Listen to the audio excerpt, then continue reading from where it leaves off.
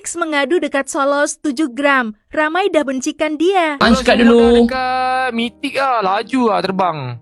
Mana ada Los? Ada yang tengah legend lagi lah Los. Oh iya. Ada legend lagi. Legend lagi. Kuat legend lagi, Sofian legend lagi, Piak legend lagi. Aku rasa mesti diorang tak nak main dengan kau Pi, sebab kau dah Mythic oh.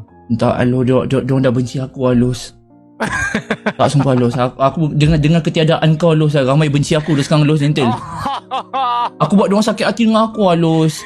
Asal tak, bukan. Aku rasa sebab rank kau Mythic. Tak, Diorang bukan. nak sampai dekat legend. Tak Los, kau tahu tak, masa season dah reset tu Los, masa kau main sehari je kan Los kan? Ya. Okey, keesokannya tu Los, kau tahu tak diorang ni buat aku macam apa Los? Buat aku macam balaci Los. Diorang tak tahu kau aku tengah... Maksudnya Los, aku yang kena jadi room memanjang Los. Kalau harapkan Sofian Los, Sofian akan pakai Natalia. Diorang main tak ikhlas Los. So diorang tak suka aku, kau faham tak? Diorang tak nak main dengan aku lah sebab aku terlampau serius. Los, siapa yang nak main untuk kalah tu? Betul juga. Siapa nak main untuk kalah? Setuju.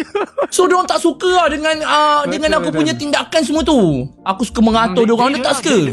Jadi diorang biarkan kau membadut seorang-seorang lah sepanjang Diorang series. memang suka, diorang rasa seronok. Diorang ketawakan aku lagi semua kan. Diorang memang suka Los. Gila siap. L mengadu ke Fi? Tak mengadu lah kan, tak mengadu.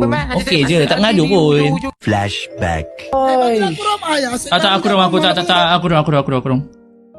Tukar mandi, tukar. Tak.